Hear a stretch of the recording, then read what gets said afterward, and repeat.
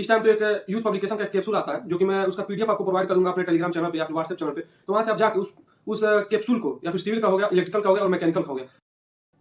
नमस्कार दोस्तों, तो आज हम बात करेंगे कि कैसे आप आरआरबी जेईई सिविल 2 को आराम से क्वालिफाई कर सकते हैं। तो इसके लिए आपको इसका प्रीवियस ईयर कट ऑफ और कितना आप स्कोर करें कि आराम से आप क्वालिफाई कर जाएंगे सिविल 2 के लिए, और इसके लिए क्या स्ट्रेटेजी रखें कि आप आराम से क्वालिफाई कर जाएंगे, और कितना अटेम्प्ट आप करें कि आपके लिए सफिशियंट रहेगा कि आप आराम से कर जाएंगे। और इसमें 1/3 का माइनस मार्किंग है, तो आप कैसे माइनस मार्किंग से बचे कि आप आराम से अच्छा नंबर ला सकते हैं। आप अगर बात करें कितना लोग इस फॉर्म को अटेम्प्ट किए थे, तो टोटल फॉर्म पड़ा था 11 लाख, जिसमें 6 लाख लड़के पेपर दिए थे, जिसमें 15 गुना लड़कों को पास किया गया था सीबीटी 2 के लिए। हम लोग का है 7,951 सीट है पूरा मिला के, 7,951 लोग को सिलेक्शन लेना है। तो इसके लिए कंपटीशन तो बहुत टफ है, और ज़्यादा टफ तो नहीं कर सकते क्योंकि इसमें 60% ऐसे लड़के हैं जिनका नॉन टेक बहुत तेज है और टेक्निकल थोड़ा भी उनको नॉलेज नहीं है टेक्निकल का।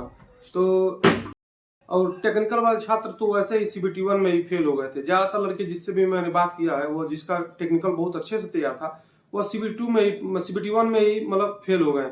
उनका स्कोर अच्छा नहीं आया, फिर ऐसे जोन में डाल दिए थे वो फॉर्म कि उनका क्वालिफाई नहीं हो पाया। तो ऐसे जितने भी छात्र जो है जो जोन की वजह से फेल हो गए और किसी और जोन से भरे रहते तो आराम से पास हो जाते, या फिर नियर बाई जोन से भरे रहते तो भी पास हो जाते। बट ज्यादा फॉर्म जहाँ पड़ा था, जैसे कोलकाता हो गया, मुंबई हो गया, ऐसे जगह पे फार्म भर के बहुत बड़ी गलती कर दी उन लोग, और सीबीटी 1 में ही वो सब फेल हो गए। जिनको भी टेक्निकल का थोड़ा भी नॉलेज था और जिनको नॉन टेक का अच्छा खासा नॉलेज है, वो सीबीटी 1 में तो पास हो गए, बट सीबीटी 2 कैसे पास करें? क्योंकि सीबीटी 2 में जो मैकेनिकल हो गया, सिविल हो गया, इलेक्ट्रिकल हो गया, कोई भी ट्रेड हो गया, जो कोई भी लड़का 1 या 2 महीने में इसको अच्छे से पढ़ नहीं सकता। कोई भी मतलब इतना मोटा बुक है कि कोई इसको खत्म नहीं कर सकते 1-2 महीने में। और वैसे भी 1-2 महीने के पढ़ के कोई जेई बन नहीं सकता। जेई का सिलेबस 1 साल का है, और 1 साल जो अच्छे तरीके से पास पढ़ेगा वही आराम से मतलब करेगा। तो बात करें 40% बच्चे जो बचे हैं टेक्निकल वाले, जो नॉन टेक को पास करके सीबीटी 2 में क्वालिफाई कर गए, तो उनको क्या करना चाहिए कि आराम से आप क्वालिफाई कर जाए बिना किसी गलती के। क्योंकि आपके पास यह बहुत बढ़िया चांस है, क्योंकि इसमें ज्यादा मतलब घबराने की बात नहीं, और ज्यादा इसमें कट ऑफ भी अब की पारी नहीं जाएगा। क्योंकि पिछले बारी की बात करें तो सीबीटी 1 का कट ऑफ बहुत मतलब कम गया था, और इस बारी सीबीटी 2 का कट ऑफ बहुत ज्यादा चला गया है, जिससे सारे बच्चे पहले ही छट गए, और जो टेक्निकल वाले हैं वो बचे हैं, तो आप आराम से पास कर सकते हैं। इसके लिए आपको एक छोटी सी स्ट्रेटेजी बनाना पड़ेगा कि कैसे आप सीबीटी 2 को पास करें। तो चलिए आपको इसके सीबीटी 2 स्ट्रेटेजी के बारे में आपको हम बताते हैं। तो जिसमें आप ट्रेड के बारे में अगर जानेंगे तो उसमें 100 नंबर का आपका ट्रेड पूछेगा, और नॉन टेक जो उसमें पूछेगा 50 नंबर का पूछेगा, कुल मिलाकर 150 नंबर हो गया। तो अगर आप 150 में 80 प्लस भी क्वेश्चन आप कर जाते हैं सही तरीके से, तो आपको क्वालिफिकेशन से कोई नहीं रोक सकता। आपको फिजिकल या फिर डीवीपीएसटी में कोई नहीं रोक सकता। तो आप अगर 80 क्वेश्चन कर जाते हैं 150 में, तो आप अगर जनरल के हैं तो आराम से आप क्वालिफाई कर जाएंगे अब की पारी। उसके लिए आपको ट्रेड में 100 में आपको 60 प्लस तो आपको करना ही पड़ेगा, और जो नॉन टेक में बचा 50 क्वेश्चन, तो उसमें आप अगर 25 से 30 क्वेश्चन भी कर देंगे तो आराम से आप क्वालिफाई हो जाएंगे। और जो बच्चे ओबीसी एससी एसटी के हैं, वो भी उतना कट ऑफ तो कम नहीं जाता, आसपास ही जनरल के आसपास ही रहता है। तो वही 5 क्वेश्चन इधर 5 क्वेश्चन उधर वो भी कर सकते हैं। तो उनको भी 50 क्वेश्चन तो ट्रेड में करना ही पड़ेगा, और नॉन टेक में 20 से 25 क्वेश्चन तो उनको भी करना पड़ेगा।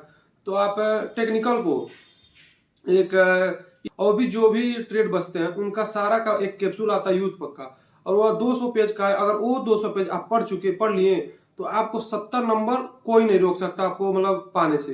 तो वो आप जरूर पढ़ें, और आपके पास वो किताब अगर नहीं मिलता है तो मैं आपको अपने टेलीग्राम पे और व्हाट्सएप पे फ्री में आपको प्रोवाइड करूंगा। वहां से आप आराम से उसको ले सकते हैं, अपने मोबाइल से पढ़ें या फिर उसको प्रिंट आउट करवा लें, आपको कोई तकलीफ नहीं होगी उसको पढ़ने में।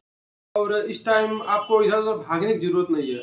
आप जहां से मिले पीवाईक्यू सॉल्व कीजिए, क्योंकि आरआरबी पीवाईक्यू ही पूछता है। आरआरबी जेईई का प्रीवियस 2019 में पेपर हुआ था, 2015 में पेपर हुआ था, और उससे पहले भी पेपर 2-4 बार हुआ होगा। तो सबका प्रीवियस ईयर आप एक जगह ले लें और वहां से आप आराम से सॉल्व करें। अगर आपके पास नहीं है तो मैं आपको पीवाईक्यू का सारा नोट्स आपको अपने टेलीग्राम लिंक पे डाल दूंगा, वहां से आप डाउनलोड कर सकते हैं और उसको प्रिंट आउट निकलवा लें या फिर अपना मोबाइल से ही पढ़ सकते हैं। तो आप अब कितना दिन बचा आपका? 22 तारीख को पेपर है और आज 1 तारीख है, तो आपको 20 दिन और बचा। तो 20 दिन में आप PYQ एकदम अच्छे से सॉल्व करें, टेस्ट दें, टेस्ट में जो सवाल आपको इधर उधर फंस रहा है उसको आराम से पढ़ें, उसको अच्छे से मतलब किसी कॉपी पे नोट करें, उसको बार बार दोहराएं। अगर आप मैकेनिकल के छात्र तो आप आराम से प्रोडक्शन से ही, प्रोडक्शन अगर अच्छे से पढ़ लेंगे तो आपका 30-35 नंबर प्रोडक्शन से बन जाएगा, इंडस्ट्रियल से 10-15 नंबर बन जाएगा, और 1-2 चैप्टर और बचा उसमें से आपका 10-15 नंबर बन जाएगा। तो यही 2-4 चैप्टर पढ़ लेंगे मैकेनिकल के जो छात्र हैं उनका आराम से CBT2 क्वालिफाई हो जाएगा।